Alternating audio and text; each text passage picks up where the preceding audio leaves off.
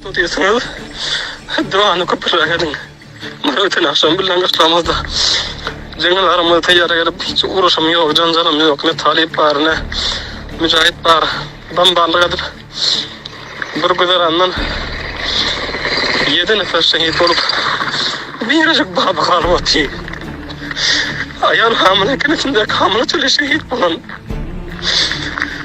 canlarımız şunca halatta şüphelenme nasıl doğan köpürağıydın Allah'ın adı bir bedbahtı zalimler Nist namut etsin, ona hidayet etsin, hidayet nesibinde yok olsa Nist namut etsin bunlara.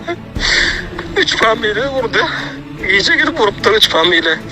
Birinde hiç kim yokken, birinde bir Cuvan olan şehit olup o birisinde atasını içeren bir oğlu var iken atası mihmani oldu yatıyor, oğlu kendi öyle ayağını öyle şilçak atımdan evinde yatıyor.